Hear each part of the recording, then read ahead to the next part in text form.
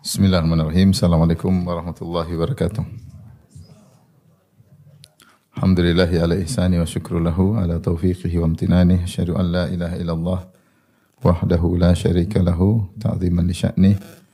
Wa asyhadu anna Muhammadan abduhu wa rasuluhu da'ila ridwanih. Allahumma salli alaihi wa ala alihi wa ashabihi wa ikhwanih.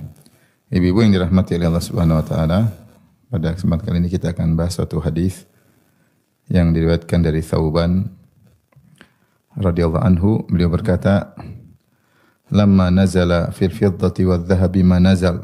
Ketika turun firman Allah terkait dengan al-fiddah yaitu perak dan adz-dzahab yaitu emas. Qalu, maka para sahabat berkata, "Fa ayyul mali nattakhidh?" Maka harta apa yang kita ambil ya Rasulullah? Atau harta apa yang kita ambil? Para sahabat berdiskusi.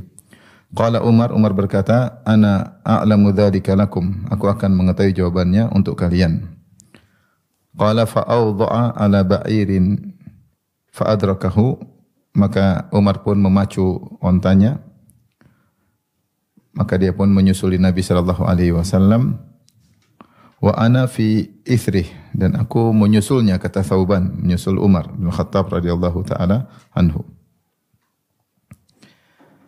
Yaitu Thauban ingin mendengar apa yang akan dijawab oleh Nabi kepada Umar, karena Umar mengatakan, aku akan tahu jawabannya, harta apa yang hendaknya kita simpan.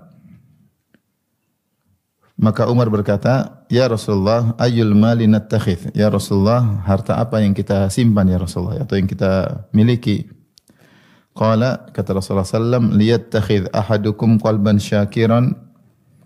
Hendaknya salah seorang dari kalian menyimpan qalban syakiran, hati yang senantiasa bersyukur, wa lisanan dzakiran, lisan yang senantiasa berzikir, wa zaujatan tu'inuhu ala amril akhirah, dan istri yang membantunya untuk urusan akhirat.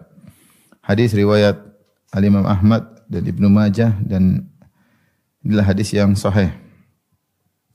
Hadis ini juga datang dikuatkan dengan hadis-hadis yang lain dengan meskipun sanadnya lemah tapi saling menguatkan, seperti hadis riwayat Ibnu Abbas radhiyallahu taala anhuma. Beliau berkata, anna Rasulullah sallam qala, Rasulullah sallam bersabda, "Arba'un man u'tiyahunna faqad u'tiya khairad dunya wal akhirah." 4 perkara, siapa yang telah dianugerahi kepadanya 4 perkara ini, maka dia telah dianugerahi kebaikan dunia dan akhirat, yaitu dunia dan akhirat yang terbaik.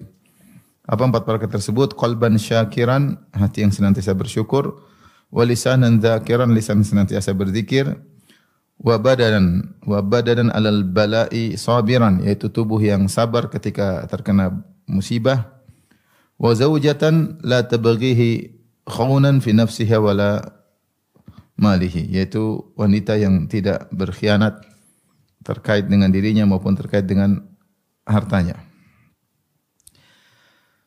Demikian juga yang semakna dengan hadis ini, hadis yang masyhur, kata Nabi sallallahu alaihi wasallam, "Ad-dunya mata wa khairu mata'id dunya al-mar'atu salihah." Bahwasanya dunia adalah mata, yaitu kesenangan yang akan expired, karena mata itu adalah kesenangan yang akan selesai. Wa khairu mata'id dunya, dan sebaik-baik kesenangan dunia adalah wanita salihah. Kita kembali menjelaskan hadis. Jadi hadis ini ya, meskipun dalam sebagian sanadnya lemah, namun saling menguatkan, apalagi ada syahid yang menguatkan makna hadis yang sedang kita bahas.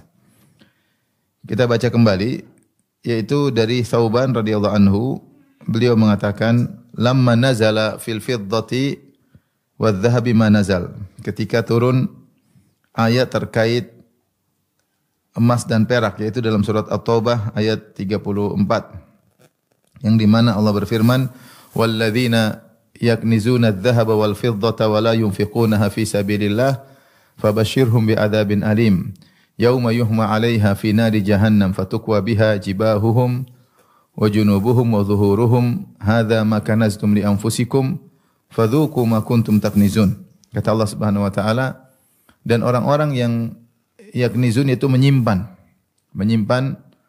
emas dan perak, kemudian tidak menginfakkan emas dan perak tersebut, maka berilah kabar gembira kepada mereka tentang adab yang akan menimpa mereka dengan adab yang pedih. Itu fabashir itu merupakan ejekan, yaitu ya bahwasanya kalian akan mendapatkan kabar bahwasanya kalian akan mendapat adab yang pedih. Apa adab pedih tersebut? Ternyata Allah menggunakan emas perak dan perak yang mereka simpan untuk sebagai alat menyiksa mereka. Kata Allah, yauma yuhma 'alaiha fi nari jahannam. Maka di hari kiamat kelak emas dan perak tersebut yang mereka simpan dipanaskan sampai menjadi panas seperti menjadi alat setrika.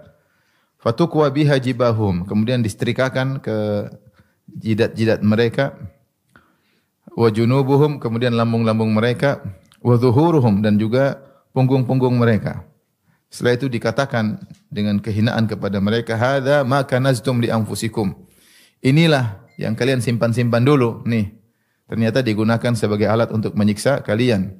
Fadzuqu ma kuntum taknizun. Rasakanlah. Ya cicipilah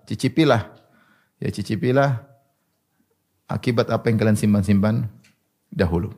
Dan para ulama mengatakan ini adalah salah satu bentuk siksaan batin kepada penghuni neraka ketika mereka disiksa dengan apa yang mereka cintai, ya. Ketika sesuatu yang dicintai kemudian tidak dikelola sesuai dengan syariat, maka bisa menjadi bahan untuk menyiksa orang tersebut. Ya. Seperti orang-orang mencintai emas dan perak kemudian disimpan-simpan. Ternyata tidak dikeluarkan zakatnya, ternyata tidak diinfakkan. Ternyata apa yang mereka cintai tersebut dijadikan bahan untuk menyiksa mereka. Jadi ini sama seperti saya sering sampaikan juga, sebagian ahli tafsir menyebutkan tentang Ummu Jamil, ya, bintu Harb, istrinya Abu Lahab, yang dimana dia sangat dicintai oleh Abu Lahab. Apalagi Ummu Jamil membantu Abu Lahab dalam memusuhi dakwah Nabi sallallahu alaihi wasallam. Allah berfirman tentang Abu Lahab, tabbat yada Abi Lahab. Bahwasanya kedua tangan Abu Lahab celaka. Kemudian sayasla naran dzata lahab, dia akan masuk dalam neraka yang menyala-nyala. Setelah itu Allah sebutkan tentang istrinya, wa imra'atuhu hammalatal hatab, istrinya yang membawa kayu bakar. Sebagian para ahli tafsir mengatakan maksudnya istrinya di neraka kelak akan membantu membakar Abu Lahab. Sehingga suatu hal yang menyakitkan ketika Abu Lahab disiksa oleh orang yang dia cintai sendiri, yaitu istrinya. Ya, disiksa. Maka ternyata seorang kalau mencintai sesuatu ternyata tidak diurus yang dicintai tersebut sesuai dengan syariat yang benar, maka bisa jadi menjadi bahan untuk membakarnya. Sebagaimana dalam hadis juga tentang orang-orang yang tidak bayar zakat hewan, ya, mereka tidak bayar zakat hewan kambing, hewan sapi, onta, maka pada hari kiamat disebutkan dalam hadis yang sahih di padang mahsyar mereka disiksa. Mereka ditanduk-tanduk oleh hewan kambing tersebut, diinjak-injak oleh onta tersebut. Kenapa mereka tidak membayar zakat? Karena mereka begitu sayang kepada hewan-hewan tersebut. Ya. Oleh karena sesuatu yang dicintai di dunia ini, kalau tidak diarahkan sesuai dengan syariat akan beri mudarat. Mudarat di dunia dan terlebih lagi mudarat di akhirat. Kecuali yang dicintai karena Allah Subhanahu wa taala. Maka ini bentuk siksaan. Dan ayat ini pula lah yang dijadikan dalil oleh Abu Dzar Al-Ghifari radhiyallahu anhu, bahwasanya seorang tidak boleh menyimpan harta lebih daripada keperluannya. Kalau lebih dia harus kembalikan ke Baitul Mal. Ini mazhabnya Abu Dzar Al-Ghifari, ya. Sehingga dia menganggap seorang hanya cukup seperlunya, tidak boleh dia simpan berdasarkan ayat ini. Kemudian sisanya harus dikembalikan ke Baitul Mal untuk kepentingan kaum muslimin. Namun yang benar bahwasanya siapa yang sudah bayar zakat, maka dia bebas daripada ancaman siksaan terkait dengan emas dan perak, ya. Terkait dengan emas dan perak. Jika sudah dibayar zakat maka sudah selesai.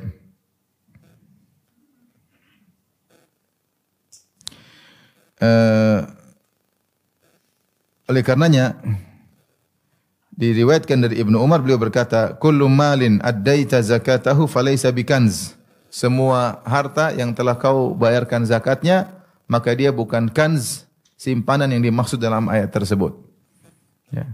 Kalau emas perak sudah bayar zakatnya selesai, uang sudah dibayarkan zakatnya, maka tidak akan menjadi bahan menyiksa pemilik uang tersebut. Hewan-hewan yang sudah dibayar zakatnya juga tidak akan menjadi bahan menyiksa orang tersebut. Demikian juga barang dagangan yang sudah dibayarkan zakatnya, maka tidak akan dijadikan bahan untuk menyiksa pemilik barang-barang tersebut. Meskipun para sahabat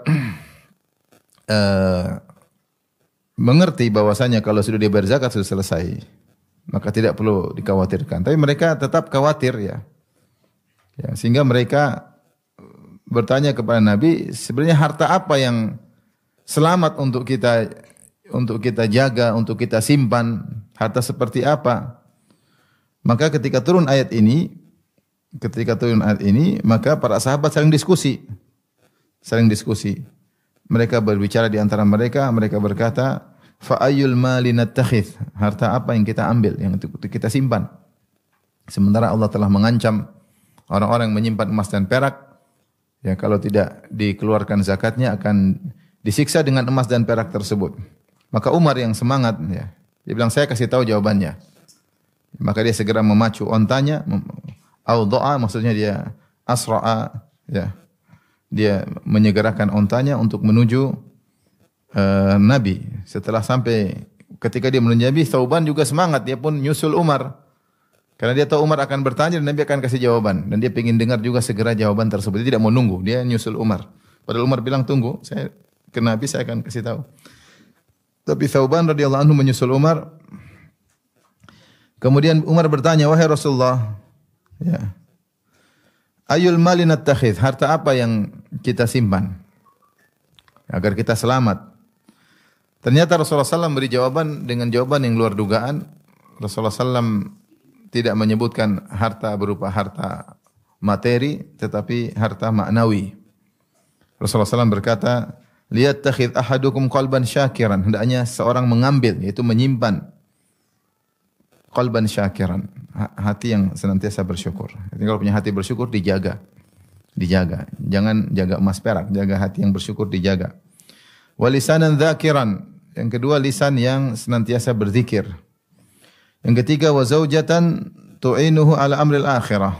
Istri yang membantunya untuk urusan akhirat. Ternyata ini yang disuruh oleh Rasulullah SAW untuk sebaik-baik simpanan yang dijaga oleh seorang muslim, bermanfaat bagi dia di dunia dan juga di akhirat. Dan tadi sudah kita sebutkan dalam riwayat yang lain, Rasulullah SAW mengatakan, arba'un man u'tiyahunna faqad u'tiya khairat dunya wal akhirah. Ya, 4 perkara siapa yang diberikan seorang mendapatkan 4 perkara tersebut, maka dia telah diberikan kebaikan dunia dan kebaikan akhirat. Dunia yang terbaik dan akhirat yang terbaik. Maksud saya harta ini, yang harta maknawi ini, harta abstrak ini, bukan hanya bermanfaat di akhirat saja, tapi di dunia juga bermanfaat. Makanya Rasulullah mengatakan, arba'un man u'tiyahunna faqad u'tiya khairat dunya wal akhirah. 4 perkara siapa yang diberikan kepadanya 4 perkara ini, dia telah mendapatkan dunia yang terbaik dan akhirat yang terbaik. Yaitu qalban syakiran, hati yang senantiasa bersyukur, lisan senantiasa berzikir, wanita yang tidak berkhianat, salah satu tambahan yaitu badanan alal bala'i sabiran, yaitu orang sabar ketika ditimpa dengan musibah atau ujian. Taib, kita bahas tentang isi hadis ini ya. Rasulullah memberikan ya ini komparasi bahwasanya kebanyakan orang semangat mengumpulkan emas dan perak. Siapa sih yang tidak semangat mengumpulkan emas dan perak? Bahkan orang-orang kaya sekarang sudah malas dengan duit karena duit mengalami inflasi. Maka mereka sibuk mengumpulkan emas. Mereka sekarang simpan bukan simpan mata uang lagi karena mengalami inflasi. Banyak di antara mereka mengumpulkan, nyimpan emas batangan ya. Emas batangan, emas kalau kita mungkin emas lidian, emas kecil-kecil. Kalau mereka emas batangan ya. Kenapa? Karena harga emas terus naik. Jadi semua orang suka dengan emas. Laki-laki, perempuan suka dengan emas. Perempuan suka dipakai, laki-laki suka dikumpulkan emas tersebut. Betapa semangat seorang bekerja siang malam demi untuk mengumpulkan batangan-batangan emas. Atau yang mewakili emas yaitu uang. Siapa sih yang tidak senang dengan punya uang, kumpul uang? Kita aja kalau punya uang, kita nggak lihat, cuma lihat di mana? Di ATM, lihat nominalnya, bahagia kalau banyak. Lihat, oh alhamdulillah banyak. Padahal duitnya nggak kelihatan, cuma lihat nominalnya.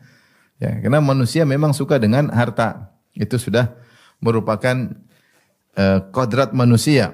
Ya. Wa innahu lihubbil khairi lasyadid. Sungguhnya manusia itu lihubbil khair, cinta kepada harta. Al-khair itu maksudnya al-mal. Lasyadid, kecintaannya sangat keras. Wa tuhibbunal mala hubban jamma, dan kalian mencintai harta dengan kecintaan yang dalam. Dan tidaklah manusia berbunuh-bunuhan, bersengketa tidak lain kecuali karena harta, sampai terkadang saudara pun dihabisi, kawan dekat dikhianati, semuanya karena harta. Nah, ketika manusia berlomba-lomba untuk mengumpulkan emas dan perak, hendaknya kalian mengumpulkan sisi yang lain, yaitu harta yang sesungguhnya yang merupakan sebab kebahagiaan dunia dan akhirat, yaitu harta maknawi. Rasulullah SAW menyebutkan harta maknawi. Kalau harta dunia, ya benar merupakan sebab kebahagiaan dunia, tapi belum tentu mendatangkan kebahagiaan akhirat dan belum tentu mendatangkan kebahagiaan dunia. Betapa banyak orang yang memiliki harta yang banyak, mereka tidak bahagia. Kenapa? Karena mereka terlalu tersibukkan memikirkan harta tersebut, tidak sebanding dengan penggunaan harta tersebut untuk dinikmati. Pikiran keras untuk memikirkan usaha mereka, ya. Siang malam memikirkan harta mereka, kekhawatiran ada saingan yang menyaingi perusahaan mereka, kekhawatiran ada yang menjebol atau mencuri harta mereka, kekhawatiran dikejar-kejar oleh maling, ya, dan macam-macam, ya. Belum tentu membuat mereka bahagia. Terkadang mereka kerja sampai untuk meliburkan diri sendiri tidak mudah, ya. Terikat dengan berbagai macam kontrak, terikat dengan berbagai macam kegiatan, sehingga waktu terkadang buat anak istri pun sedikit. Oleh karenanya tidak mesti orang punya harta pasti bahagia. Ini sudah jelas, ya. Buktinya banyak orang yang punya harta banyak ternyata bunuh diri. Meskipun kita tahu harta sebab kebahagiaan, tapi tidak mesti bisa digunakan untuk mendatangkan kebahagiaan. Tapi kalau tiga perkara ini, harta maknawi ini pasti menyebabkan kebahagiaan di dunia, terlebih lagi di akhirat. Yang pertama adalah hati yang senantiasa bersyukur. Orang senantiasa bersyukur pasti bahagia. Yang kedua, lisanan dzakiran, lisan yang senantiasa berzikir pasti bahagia. Dan kalau punya istri yang bantu urusan akhirat pasti bahagia. Siapa yang bisa mengumpulkan tiga harta maknawi ini, maka dia akan mendapatkan dunia yang terbaik dan juga dia akan mendapatkan akhirat yang terbaik. Yang pertama, ibu yang dirahmati oleh Subhanahu wa taala, yaitu qalban syakiran, hati yang senantiasa bersyukur.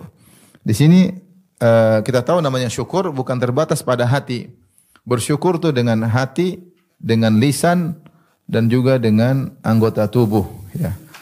Makanya Allah berkata, "I'malu ala Dawud syukran." Wahai keluarga Daud, yaitu Sulaiman alaihissalam, beramalah sebagai bentuk syukur kepada Allah Subhanahu wa taala. Jadi syukur dengan hati, dengan lisan, dengan anggota tubuh. Tetapi yang paling utama, penggerak yang pertama seorang bersyukur, yang membuat lisannya bersyukur dan tubuhnya bersyukur adalah dengan hatinya. Kalau hatinya bersyukur, maka lisannya akan tergerak, kemudian anggota tubuh yang lain juga akan bergerak. Oleh karena Rasulullah SAW menyebutkan poros utama itu hati, qalban syakiran, hati yang bersyukur. Sini Rasulullah SAW kemudian juga mendatangkan dengan isim fa'il qalban syakiran, dan sebenarnya mengatakan isim fa'il lebih kuat daripada fi'il mudhari', lebih kuat daripada fi'il mudhari'. Benar, fi'il mudhari' Rasulullah tidak mengatakan qalban yashkur, tapi Rasulullah mengatakan qalban syakiran. Sebagian ulama seperti Tahir bin Ashur dalam tafsirnya mengatakan isim fa'il lebih kuat daripada fi'il mudhari'. Benar, fi'il mudhari' menunjukkan tajaddudul fi'il, berulang-ulangnya perbuatan. Ya, tapi kalau isim fa'il seakan-akan sudah menjadi perangai, sudah menjadi suatu sifat, ya. Makanya ketika Allah mengatakan tentang orang-orang yang bertakwa, surga kata Allah, "Uiddat lil muttaqin", segeralah menuju surga yang seluas langit dan bumi yang Allah siapkan bagi orang yang bertakwa. Siapa orang yang bertakwa? Kata Allah, alladzina yunfiquna fis sarra'i wad dharra. Orang yang berinfak dalam kondisi lapang maupun dalam kondisi susah. Ini Allah menggunakan fi'il mudhari'. Fi'il mudhari'. Karena infak tidak bisa setiap saat. Ya. Wal kadhiminal ghaidh wal afin 'anil nas. Tapi ketika Allah berbicara tentang senantiasa meredam amarah dan senantiasa maafkan untuk menunjukkan bahwa itu sudah jadi sifat mereka. Mereka orang yang senantiasa meredam amarah. Kapan timbul sebab amarah mereka bisa redam. Dan kapan dia dizalimi maka dia sangat mudah untuk memaafkan. Dan isim fa'il lebih kuat. Menunjukkan continue kesinambungan. Kalau mudhari' menunjukkan tajaddud, berulang-ulang. Kalau isim fa'il menunjukkan continue, berkesinambungan. Dan kesinambungan lebih kuat daripada pengulangan. Taib, di sini qalban syakir, itu hati yang senantiasa bersyukur. Nah, apa yang dimaksud dengan hati yang senantiasa bersyukur? Hati yang senang bersyukur memenuhi beberapa sifat. Yang pertama dijelaskan oleh Ibnu Qayyim rahimahullahu taala, tidaklah seorang bisa bersyukur kecuali memenuhi beberapa perkara. Yang pertama, dia harus bisa mengenali nikmat-nikmat Allah. Kalau dia tidak mengenali nikmat-nikmat Allah, maka dia tidak akan mensyukuri. Maka perlu bagi seorang hamba duduk, sebenarnya apa sih nikmat yang saya rasakan? Dia harus mengenali nikmat-nikmat sehingga dia bisa bersyukur. Kalau dia tidak mengenali nikmat, dia tidak bersyukur. Ya. Seperti kalau kita apa nikmat yang kita rasakan banyak. Kita nikmat iman, nikmat Islam, nikmat kesehatan, nikmat keamanan, nikmat ketenangan, nikmat keluarga, nikmat anak, nikmat istri, nikmat rumah, nikmat kediaman, nikmat bisa belajar, nikmat bisa ibadah, ya. Nikmat bisa bercengkerama dengan kawan-kawan, itu nikmat. Nikmat tidak bermusuhan sama orang lain, ya. Nikmat bisa nyaman dengan tetangga, ya. Nikmat dapat anak yang berbakti, ya. Istri yang soleha, ya. Apalagi cantik jelita, Masya Allah. Nikmat. Jadi nikmat banyak sekali. Jadi tahap pertama agar hati kita bisa bersyukur, kenali nikmat tersebut. Alhamdulillah saya punya suami, banyak orang enggak punya suami. Meskipun suami saya dibelah dua. Kok dibelah dua? Ternyata poligami. Tapi banyak orang yang tidak punya suami. Alhamdulillah suami saya mungkin biasa-biasa tapi dia setia. Banyak orang suaminya selingkuh. Kalau kita bicara nikmat banyak sekali. Anak saya mungkin agak nakal-nakal dikit, tapi banyak orang nangis enggak punya anak. Jadi kenali nikmat keamanan. Nikmat keamanan luar biasa. Ketika tidak bisa kita bicara tentang nikmat keamanan kecuali kepada orang-orang yang tinggal di daerah konflik. Saya ngobrol sama orang Palestina, dia bilang Indonesia itu luar biasa, stabil. Dia ini nikmat luar biasa. Dia kalau ngomong serius. Kalau kita aman-aman biasa-biasa aja karena kita tidak tinggal di daerah konflik. Orang yang tinggal di daerah konflik ketika hidup di tanah air kita benar-benar merasa aman, merasa bahagia. Karena namanya ketakutan itu luar biasa, bikin gelisah orang. Jadi kenali nikmat-nikmat, baik nikmat terkait dengan agama maupun nikmat terkait dengan dunia. Nikmat banyak sekali. Makanya Rasulullah SAW mengajarkan kita untuk salat duha supaya kita ingat nikmat. Salah satu nikmat duniawi adalah nikmat sendi-sendi yang nyaman. Ala kulli sulama minan nasi ya sadaqah. Ya, setiap pagi maka wajib bagi seorang mukmin mensedekahkan nikmat atas segala sendi yang dia rasakan. Ya. Kita ada 360 sendi dan kalau kita bangun tidur sendi enak semua, ini adalah nikmat kata Nabi sallallahu alaihi wasallam. Di antaranya ya wa yujizu an kulli dzalika kullihi rak'atani yarka'uhuma fi dhuha. Jadi dia syukuri dengan bertasbih, dengan beramal saleh, di antaranya dengan salat 2 rakaat di waktu duha, maka dia mensyukuri nikmat sendi-sendinya yang nyaman. Jadi kita harus renungkan nikmat-nikmat tersebut. Saya pernah cerita ada seorang dia sedih, berkeluh kesah, maka gurunya datang kepada dia, disuruh bawa 2 kertas. Coba kau tulis kesengsaraan yang kau rasakan, 1 kertas. Yang 1 kertas tulis kenikmatan yang kau rasakan. Maka dia berusaha menulis kesengsaraan dia rasakan. 1, ini, 2, ini, 3. Mungkin 10 taruhlah. Tapi ketika dia mulai mengisi kertas tentang kenikmatan yang dia rasakan, tidak akan selesai. Terlalu banyak. Dalam tubuh aja nikmat, bisa melihat, bisa mendengar, bisa bernapas. Kita tidak bisa merasakan nikmat bernapas kecuali ketika COVID ternyata saturasi oksigen turun tuh menyiksa. Kita selama ini Mencium terkadang mencium tidak enak, kita marah-marah padahal itu nikmat. Ketika Covid nggak bisa mencium, baru tahu ternyata mencium itu apa? Adalah anugerah. Ada orang kehilangan apa?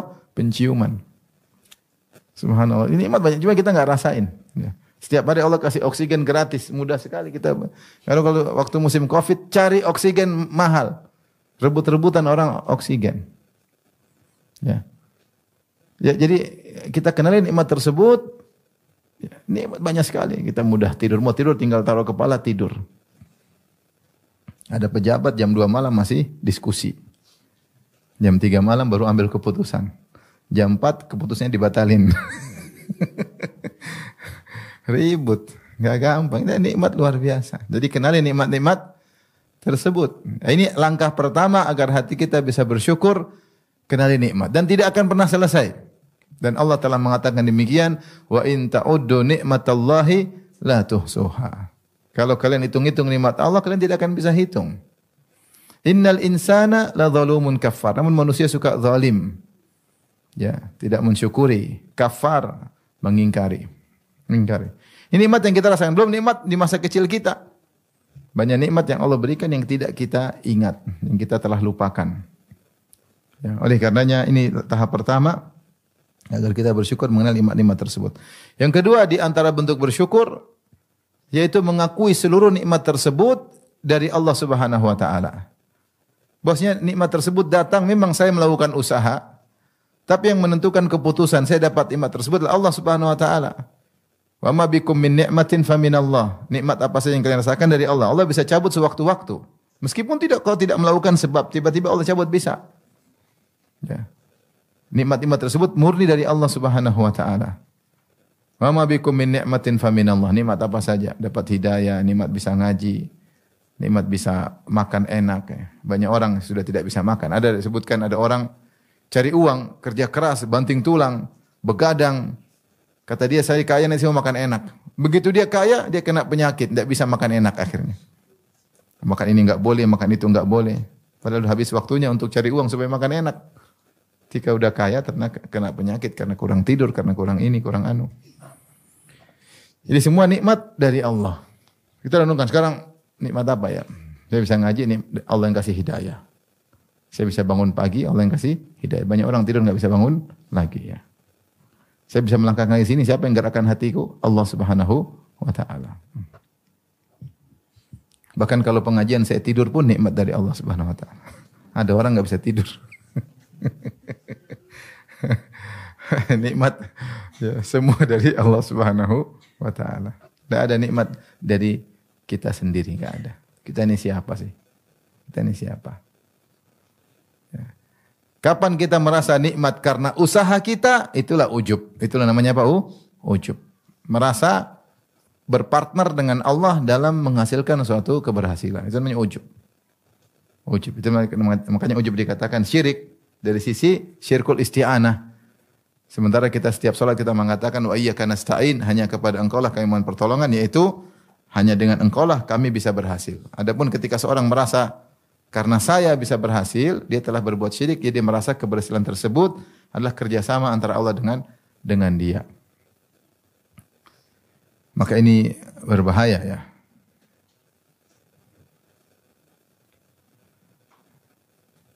Oleh karenanya kita harus tahu semua nikmat dari Allah. Di antaranya kita mengucapkan alhamdulillah atas segala kenikmatan. Ini yang kedua. Yang ketiga, ibu yang dirahmati Allah Subhanahu wa taala, ketika kita dapat nikmat, kita enggak boleh merasa saya memang berhak dan pantas, itu enggak boleh.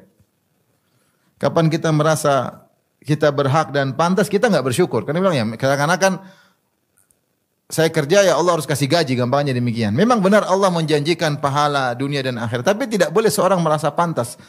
Apa kepantasanmu? Apa yang kau sudah lakukan? Allah tidak butuh engkau. In ahsantum ahsantum li anfusikum, berbuat untuk dirimu. Man ihtada fa innama yahtadi li nafsihi. Wa man dhalla fa innama yadhillu 'alaiha. Siapa yang dapat hidayah untuk dia, bukan untuk Allah Subhanahu wa taala. In tashkuru fa innallaha ghaniyyun ankum. In syakartum, siapa yang bersyukur untuk dia sendiri. Faman yashkur fa innama yashkuru nafsi. Siapa yang bersyukur dia untuk dirinya sendiri. Jadi jangan pernah merasa bahwasanya saya karena ibadah saya pantas. Enggak ada. Apa yang buat masalah ibadah kayak gitu juga. Salat masih pikiran kemana-mana ya. Tidak khusyuk. Puasa katanya jaga pandangan, ternyata masih nonton medsos.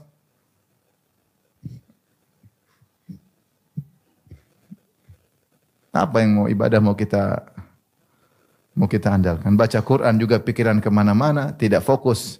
Artinya dia nggak ngerti, apalagi tafsirnya. Terus apa yang mau kita andalkan?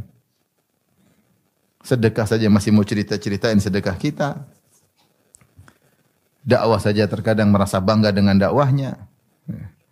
Masih apa yang mau kita banggakan? Jadi kapan kita merasa saya memang pantas dapat nikmat tersebut, ya ini mengurangi kesyukuran. Syukur itu kita merasa nikmat murni dari Allah. Saya sebenarnya tidak pantas tapi Allah Maha baik, Allah berikan kepada saya. Kalau kita hanya pantas karena saya pintar, karena saya rajin, orang lebih pintar banyak daripada kita. Sekarang subhanallah dengar cerita, kemarin teman saya, ini cerita aja. Teman saya dia buka cari supir di Depok, dia orang Depok. Buka apa namanya? Lamaran. Yang ngelamar apa? Ada yang S2, ada yang S3. Subhanallah.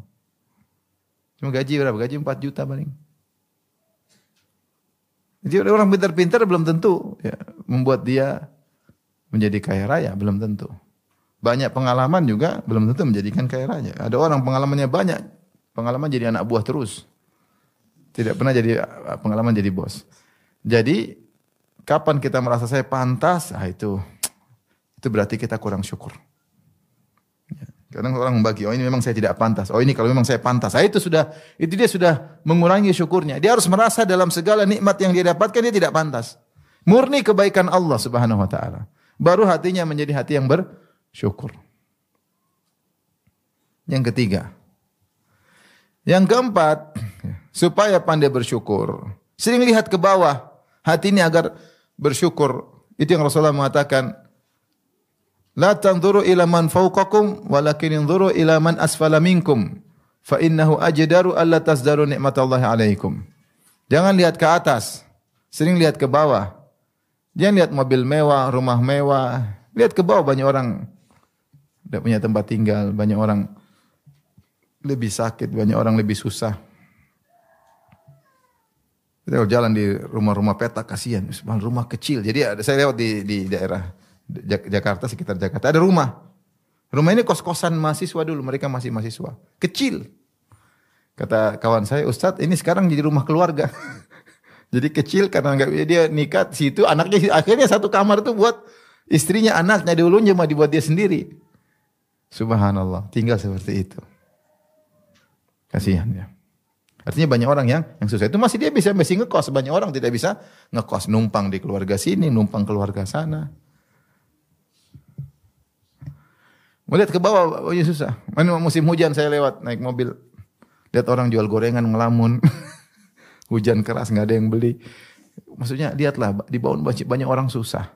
Dengan gitu kita jadi bersyukur. Makanya kalau istri susah bersyukur, ajak ke orang-orang susah. Jangan bawa ke rumah orang kaya, nanti dia lupa diri. Bahwasanya suaminya miskin, dia lupa. Dibawa ke orang miskin. Sehingga dia tahu diri. Anak-anak juga demikian. Bawa ke anak kecil yang kerja-kerja, anak kecil yang susah, yang ngais-ngais makanan di sampah-sampah. Dan itu masih ada, masih kelihatan. Lihat ke bawah agar hati ini pandai bersyukur. Jika 4 perkara ini kita lakukan, maka hendaknya kita bersyukur. Dan yang terbaik adalah sebagaimana contoh para nabi, mereka mensyukuri segala hal seperti Allah berfirman tentang Nabi Ibrahim alaihissalam, syakiran li an'umih. Senantiasa bersyukur atas segala nikmat-nikmat yang Allah berikan kepadanya. Kata Asy-Syaukani, an'um adalah wazan af'ul untuk jam'ul qillah, yaitu untuk jamak yang sedikit, yang kurang dari 10. Isyarat bahwasanya Ibrahim alaihissalam tidak hanya mensyukuri nikmat-nikmat yang besar, bahkan nikmat-nikmat kecil pun dia syukuri. Demikian Nabi Nuh alaihissalam. Allah mengatakan innahu kana 'abdan syakura, sungguhnya adalah hamba yang pandai bersyukur, selalu bersyukur. Syakur, sifat mubalaghah, sigah mubalaghah ismil fa'il. 'Abdan syakura, hamba yang senantiasa bersyukur. Disebut dalam ahli tafsir, di dalam tafsir bahwasanya Nuh alaihissalam kalau pakai sendal dia mengatakan segala puji bagi Allah, seandainya Allah tidak memberikan saya sendal, saya tidak bisa berjalan pakai sendal. Kalau dia pakai baju, dia muji Allah, alhamdulillah yang telah memberikan saya baju. Kalau Allah tidak berkehendak, kalau berkehendak saya tidak bisa pakai baju. Alhamdulillah saya makan. Kalau Allah tidak berkehendak, kalau Allah berkehendak mungkin saya tidak bisa makan. Sehingga mereka para nabi mensyukuri nikmat-nikmat yang kecil-kecil. Ya. Datang sebagai riwayat tentang sifat Nabi sallallahu alaihi wasallam melihatnya lemah dalam Syama'il Muhammadiyah. Rasulullah SAW tidak melihat kepada nikmah tapi kepada al-mun'im, kepada sang pemberi nikmat tersebut. Ini dari Allah Subhanahu wa taala. Oleh karenanya kalau ingin bahagia, ya, meraih bahagia dunia, jadilah orang yang pandai bersyukur. Dan sudah kita tahu bahwasanya siapa yang bahagia, orang bahagia itu orang qanaah. Orang qanaah itu orang yang bersyukur. Kapan kita mencapai derajat qanaah berarti kita bersyukur. Makanya saya nukil dalam buku saya yang baru, insyaallah sebentar lagi terbit, tentang syarah bait-bait khairin nisa. Ya, kajian yang ditranskrip. Di antaranya tentang cerita sejarah Syekh Muhammad Al-Amin Syinqiti rahimahullahu taala. Yang dia datang dari Mauritania, negara yang miskin. Kemudian dia tinggal di Arab Saudi. Dan dia punya modal. Ditanya modal Anda apa? Ya saya kata qanaah. Punya modal apa? Qanaah. Sehingga beliau orang yang sangat zuhud. Semua apa yang dia kalau ada diberikan oleh pemerintah Arab Saudi dia bagi-bagikan kepada murid-muridnya. Ya. Bahkan ketika dia cetak buku ada hasilnya dia bagikan kepada murid-muridnya.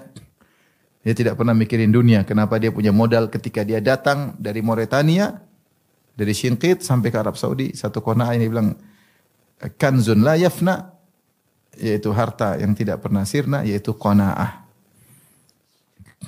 Bagaimana orang bisa qanaah? Ketika dia bersyukur kepada Allah Subhanahu wa taala.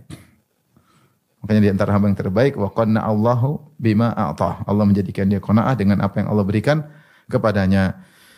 Maka inilah sebab kebahagiaan dunia apalagi terlebih di akhirat ya. Karena kita qanaah itu bukan berarti kita enggak dapat apa-apa dari Allah, dapat di akhirat. Kita qanaah ngelihat ke bawah, kita bersyukur, mensyukuri nikmat Allah. Ya kita dapat pahala di akhirat dan pahala bersyukur pahalanya besar. Oleh karenanya latih diri kita untuk bersyukur dengan hati. Ini yang paling utama, bersyukur dengan hati. Jangan ngomong dengan lisan saya bersyukur tapi hati ini enggak bersyukur, enggak qanaah. Ya. Yang pertama qalban syakiran, yang kedua lisanan dzakiran. Lisanan dzakiran itu lisan yang suka berzikir. Dan ini karena pertanyaan para sahabat, ya ayu malin nattakhidh? Ya Rasulullah, harta apa yang kami ambil, kami simpan? Maka ini harus dijaga. Hati yang pandai bersyukur ini harus dijaga, jangan dirusak. Di antara yang merusak hati ini sehingga tidak jadi bersyukur, terlalu lihat ke atas, salah pergaulan, lihat ke sana kemari. Ya, terlalu melihat banyak kemewahan, terlalu melihat banyak kesenangan sehingga tidak menjadi hati yang bersyukur. Tadinya hati yang bersyukur jadi berubah. Jadi berubah, ya. Salah berteman, temannya selalu pamer-pamer kesenangannya. Ya, salah berteman, selalu update status. Jalan-jalan ke luar negeri sama suami, update status. Dia lihat, aduh, saya kapan ke luar negeri? Ya. Cuma paling banter cuma ke Jakarta, ke Bandung, ke Tegal. Kapan saya pergi ke Paris? Ya. Cuma Paris jalan Parangtritis. Jadi pikiran udah mana-mana. Ya.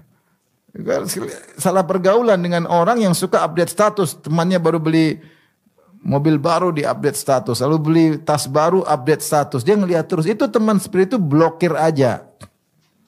Karena merusak kenyamanan hati. Kita sudah bahagia jadi enggak nyaman, jadi enggak bahagia. Benar, ini paling mudah merusak. Karena kita melihat yang tidak-tidak.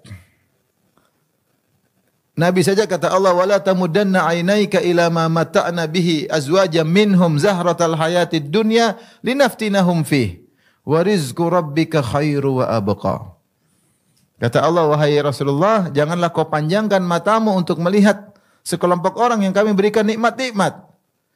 Zahratal hayatid dunya, keindahan kehidupan dunia, linaftinahum fih, itu sebagai fitnah. Wa rizqu rabbika khairu wa abqa, dan rizki Rabbmu lebih baik dan lebih kekal, yaitu amal saleh, bersyukur. Ya, kita ini harus, masalahnya kalau sudah ngelihat kesana kemari, ketemu teman ngomongnya duniawi terus, akhirnya kita kebawa. Saya pernah umrah sama seorang, saya ngobrol sama dia, bilang, Ustaz, aduh, istri saya kemarin main di tetangga baru beli kulkas baru, pulang-pulang dia bilang, Bi, beli kulkas baru dong. Kenapa? Tetangganya baru, padahal kulkas masih bagus. Cuma karena tetangganya beli kulkas baru, dia kepingin lagi punya kulkas baru. Untung lihat kulkas nggak seberapa. Coba lihat teman beli mobil baru. Bi, ganti dong mobilnya. Tetangga beli mobil apa? Baru. Nah, apalagi mau diganti? Nanti teman beli rumah baru lagi. Ganti dong, Bi, rumah. Istri juga diganti ya. Istri baru.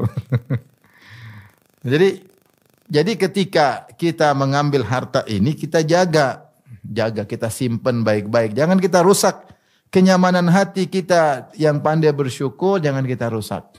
Kapan hati kita mulai tidak mulai pingin ini, pingin itu, kita patahin. Ingat akhirat, ingat kematian, ingat sebentar lagi kita mati. Mikir-mikir dunia terus, sementara modal ketemu Allah masih sangat minim. Apakah kita ridho kalau kita mati sekarang ketemu Allah? Tentu kita belum ridho. Amal soleh kita masih kurang. Banyak proyek akhirat kita belum selesai. Banyak maksiat yang belum kita bertobat darinya. Maka kalau udah mikir pengen ini, pengen ini, sudah. Ya, ingat kematian. Agar hati kita jadi pandai bersyukur. Yang kedua, lisanan zakiran. Yaitu lisan yang senantiasa berzikir. Dan itu mendatangkan kebahagiaan. Karena Allah berfirman, ala bidzikrillahi tatmainnul qulub. Alladzina amanu tatmainnu qulubuhum bidzikrillah. Orang-orang beriman dan tenang hati mereka dengan mengingat Allah. Ala bidzikrillahi tatmainnul qulub. Ketahuilah dengan mengingat Allah hati menjadi tenteram. Dan zikrullah, zikir yang ma'ruf, yang seperti kita sering baca, subhanallah, alhamdulillah, wa la ilaha illallah, Allahu akbar. Dan juga di antara zikrullah adalah tafaqquh fid din. Belajar agama, berzikir tentang hukum-hukum Allah, yaitu mengingat hukum-hukum Allah. Di antaranya melihat tentang ayatullah al-kauniyah, tentang alam. Kita pikir bagaimana luarnya biasanya Allah Subhanahu wa taala, hebatnya menciptakan ini semua. Ini semua termasuk zikrullah. Ya, di antaranya zikir yang biasa kita baca ya. Dan Ibnu Taimiyah menyebutkan jika seorang melakukan zikir-zikir yang rutinitas, maka niscaya dia termasuk dari dzakirin Allah katsira, orang-orang yang banyak mengingat Allah, wa dzakirat, dan wanita yang banyak mengingat Allah. Itu zikir apa? Dia habis salat zikir setelah salat. Jangan tinggalkan. Pagi-pagi zikir pagi, sore zikir apa? Petang. Zikir keseharian, itu masuk rumah, keluar rumah doanya jangan lupa. Bersafar, pulang dari safar, naik kendaraan, masuk WC, keluar WC, masuk masjid, keluar masjid, ya. Maka dia jangan lupakan zikir-zikir tersebut. Siapa yang senantiasa menjaga zikir-zikir kesehariannya, ya, maka dia termasuk orang yang banyak mengingat Allah Subhanahu wa taala. Setelah itu dia tambah, misalnya rutinitas baca Quran setiap hari sekian, ya. Apalagi kalau dia tambah salat malam. Maka senantiasa lisan berzikir. Kita ini kenapa kurang berzikir? Terlalu banyak kita ngomongin dunia, ya, ngomongin berita medsos, ngomong lagi.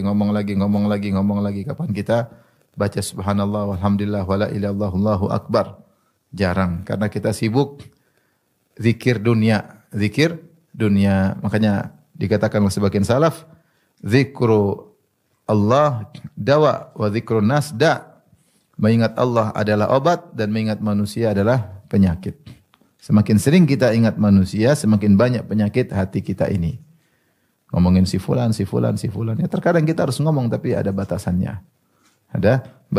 Jika tidak, semua yang berlebihan akan menimbulkan penyakit. Maka ibu yang dirahmati Allah Subhanahu wa taala harus memaksakan diri punya jadwal harian. Harus. Saya tahu ibu sibuk. Ya. Boleh kalau punya anak-anak kecil pasti sibuk. Ngurus anak satu baru dinetain, satu sudah menangis, satu digendong, satunya nangis lagi ya. Repot ya. Apalagi anaknya banyak ya. Anaknya banyak ya. Saya kemarin ketemu kawan, subhanallah. Anaknya 11. Yang paling besar baru umur 10 tahun. Kumpul satu ribut sana, sini sana, ini lapor sini, lapor sana, berantem sini. Wah ini berat ya. Tapi dia bisa jalani kehidupannya. Maksud saya, meskipun ibu sibuk, maka jangan lupa untuk berzikir kepada Allah Subhanahu wa taala. Sisihkan waktu, ada jadwal untuk baca Quran. Harus ada. Kalau enggak kita jadwalkan, kita akan terbawa waktu kita habis. Jadi 24 jam itu seakan-akan kurang. Padahal sebenarnya ada. Kalau kita sengajakan, kita akan bisa dan yang lain akan menyesuaikan. Kita sesibuk apapun kalau kita punya jadwal ngaji seperti ini, kita punya jadwal baca Quran, kita punya jadwal zikir pagi petang, insya Allah yang lain menyesuaikan. Tapi kalau kita mulai melupakan, akhirnya seakan-akan kita enggak punya waktu. Padahal kita punya waktu, tapi kalau kita sengajakan untuk Allah, nanti yang lain menyesuaikan. Pokoknya harus kita jadwalin, saya punya waktu untuk baca Quran, untuk zikir, untuk ngaji, untuk baca tafsir, itu semua bentuk zikir. Makanya Allah menamakan tentang ilmu agama dengan zikrullah. Seperti firman Allah Subhanahu wa taala, idza nudiya lis-salati min yaumil jum'ati fas'au ila dzikrillahi wa dzarul bai'. Jika telah dikumandangkan azan kedua hari Jumat, yaitu azan yang mau salat, fas'au ila dzikrillah, maka bersegeralah menuju zikrullah. Zikrullah maksudnya khutbah, untuk mendengar khutbah. Dan khutbah isinya materi. Allah menamakan khutbah al-Jum'ah dengan zikrullah. Demikian juga firman Allah Subhanahu wa taala, fas'alu ahla dzikri in kuntum la ta'lamun. Bertanyalah kepada ahlu dzikir jika kalian tidak mengetahui. Ahlu dzikir ini maksudnya ahlul ilm. Jadi kalau kita belajar ilmu agama, tafsir kayak fikih kayak apa, kita mengingat Allah Subhanahu wa taala. Itu di antara zikir yang penting juga, sangat penting. Makanya Rasulullah bersabda, ad-dunya mal'unatun wa mal'unun ma fiha illa dzikrullah wa mawalah wa alimun wa muta'allimun. Sungguhnya dunia ini terlaknat dan semua di atas dunia semua juga terlaknat kecuali zikir kepada Allah, mengingat Allah. Wa mawalah, dan apa yang dicintai oleh Allah, wa alimun, orang yang berilmu, wa muta'allimun, orang yang belajar. Maka seorang jangan keluar dari dua ini, alimun atau muta'allimun. Belajar, mengajar atau belajar. Karena belajar dan mengajar termasuk dari zikrullah. Jadi semua bentuk zikir kepada Allah kita ingat. Alhamdulillah hati kita kalau mikir akhirat itu namanya ingat Allah Subhanahu wa taala. Orientasi kita akhirat itu namanya ingat Allah. Apapun kegiatan ingat Allah. Ini ada manfaatnya di akhirat enggak? Itu namanya zikrullah. Karena mengingat akhirat adalah bentuk dari mengingat pertemuan kita dengan Allah Subhanahu wa taala. Sering hati kita fokus untuk ingat akhirat. Yang berikutnya yang paling penting buat ibu-ibu yaitu wa mar'atan zaujatan salihatan tu'inuhu ala amril akhirah. Yaitu zaujatan, istri yang harus dijaga, istri yang membantunya dalam urusan akhirat. Istri yang membantu dalam urusan akhirat. Tapi dalam riwayat yang lain, wa zaujatan la tabghihi khawnan fi nafsiha wala malihi, yaitu wanita yang tidak berkhianat terkait dengan dirinya dan juga hartanya. Itu amanah, wanita yang amanah. Ini kalau punya istri seperti ini, jaga baik-baik. Jaga baik-baik ya. Syukuri ya punya istri seperti ini, membantu kita untuk ingat akhirat. Bukan istri yang mikirin buat kita mengingat dunia mulu. Ini istri kurang ajar seperti ini. Bikin suami mikir dunia mulu sampai suami enggak sempat ibadah.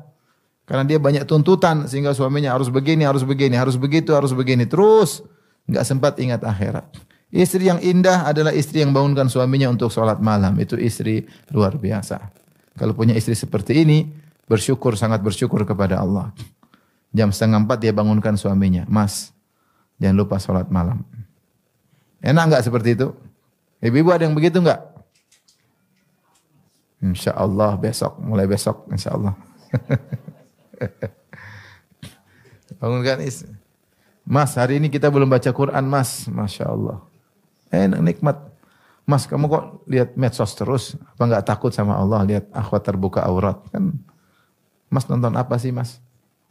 Nonton saya aja mas, jangan nonton itu mas. Dan bisa. Masya Allah. Nikmat. Mas ingat mata tundukkan mas. Jangan jelalatan mas. Meripat. Nikmat punya istri apa? Ingat ini. Bukan mas kita ke mall mas. Ini ada ini baru. Ini baru. Ada produk baru. Lagi diskon mas. Diskon. Masya Allah. Apa? Sing diskon apa nih? Rumah diskon. Rumah diskon. Mahal tahu enggak ya? Jadi ya, mikirin dunia mulu. Masya Allah ya. Makanya ketika Nabi entah apa yang terjadi, Nabi menceraikan Hafsah. Maka Jibril datang negur Nabi. Innaha zaujatuka fid dunya wal akhirah. Innaha qawwama sawwama. Jangan dilepas wanita seperti ini. Dia istrimu di akhirat dan dia wanita yang senantiasa puasa sunnah dan senantiasa salat malam. Rasulullah kembali. Ini wanita seperti dijaga, tidak dilepas. Yang ingatkan suaminya untuk akhirat, membantu suaminya untuk apa? Akhirat. Bantu suaminya, mas. Kau belum kasih uang sama ibu, mas. Kau belum kasih bantu kakak adik kalau punya duit. Nah, ini luar biasa. Tetangga, mas, kasihan. Mas, ini ada kesempatan bersedekah. Ya, mas, kok belum sholat sunnah, mas? Masya Allah, senang. Ya, kita senang ditegur oleh istri. Kemarin istri bilang, Abi boleh enggak saya kasih masukan? Subhanallah, apalagi masukan ini. Jadi kita enggak ada masalah, maksudnya ingin istri kita menasihati kita, mengingatkan kita ya. Ya, meskipun terkadang menyampaikannya mungkin tidak enak didengar, tapi kalau kita kontennya baik kita terima ya. Tentu istri yang soleha menyampaikan dengan baik-baik, dengan penuh penghormatan, dengan penuh penghormatan kepada suami, maka dia utarakan dengan cara yang baik. Karenanya ketika suami istri bekerja sama dalam ketaatan, maka ini yang diberkahi oleh Allah Subhanahu wa taala. Sebagaimana hadis yang masyhur sering kita bacakan, rahimallahu ra'an qama minal lail fa shalla wa aiqadha ahlahu fa shallat fa in abad nadhaha fi wajhiha ma. Semoga Allah merahmati seorang laki yang dia bangun malam kemudian dia salat malam. Kemudian dia bangunkan istrinya, kemudian istrinya salat malam. Kalau istrinya enggan, maka dia percikan air di wajah istrinya. Wa rahimallahu ra'atan qamat minal laili fa shallat. Semoga merahmati seorang wanita yang dia bangun malam kemudian dia salat malam. Wa aiqadhat zaujaha, kemudian dia bangunkan suaminya. Fa in aba, kalau suaminya enggak mau bangun, nadhahat fi wajhihi alma, maka dia percikan air di wajah suaminya. Dalam sebuah riwayat kata Nabi sallallahu alaihi wasallam, fa in shallaya jami'an kutiba minadz-dzakirin Allah katsiran wa dzakirat. Kalau keduanya salat malam bareng, maka keduanya dicatat sebagai lelaki yang banyak mengingat Allah dan wanita yang banyak mengingat Allah Subhanahu wa taala. Wanita yang saleh, wanita yang mengurangi beban dunia untuk suaminya. Tapi dia membantu suaminya untuk akhirat. Jangan terlalu banyak permintaan sama suami. Suami kalau dibebani dengan keinginan ini, keinginan anu, keinginan ini, keinginan anu, suaminya jadi pikir dunia terus ya. Mas, ini lagi kapan kita jalan-jalan ke sana, Mas? Mas, kapan kita ke luar kota, Mas? Mas, ada mall baru buka, kapan kita ke mall baru, Mas? Mas, teman-teman semua sudah ke sana, kapan kita ke sana? Yang dia pikir dunia. Sehingga suaminya pun tadinya mikir akhirat jadi mikir apa? Dunia. Istri yang salehah membantu suami ingat akhirat. Udahlah mas, jangan usah beli macam-macam. Ini aja hisapnya sudah susah mas. Masya Allah. Kapan ada istri bilang begitu? Mas enggak usah beli mobil baru mas, hisapnya ini sudah susah mas. Sudah ini aja mobilnya. Ah, luar biasa kalau begitu. Beneran ini. Beneran, Masya Allah. Senang kalau punya istri seperti itu. Udahlah. Selalu membantu suami dalam urusan apa? Akhirat. Suaminya mau dakwah, mau bantu dakwah, dia sponsori, semangatin. Maka jika seorang suami mendapat istri salehah, maka dia telah mendapatkan kenikmatan dunia yang terbaik. Dan benar kata Nabi SAW, ad-dunya mata'. Dunia adalah mata. Mata adalah barang yang dipakai kemudian selesai. Itu kenikmatan yang expired kalau bahasa kita. Semua kenikmatan dunia mata. Kenapa? Karena akan expired. Yang tidak mata cuma kenikmatan akhirat karena tidak ada expirednya, abadi. Maka Rasulullah mengatakan ad-dunya mata. Seluruh kenikmatan dunia itu ada expirednya. Mau mobil, mau rumah, mau perempuan, mau apapun. akan ada expirednya. Dan sebaik-baik kenikmatan yang expired adalah istri soleha. Itu pun akan expired. Dia akan meninggal atau kita akan meninggal terlebih dahulu. Kata sebagian ulama, berarti kebalikannya, seburuk-buruk kenikmatan dunia adalah istri yang kurang ajar. Jadi kalau punya istri soleha, seakan-akan ada surga di rumah. Tapi kalau istri yang kurang ajar, seakan-akan ada pintu neraka di rumah. Itu pintu neraka kita bawa ke kamar.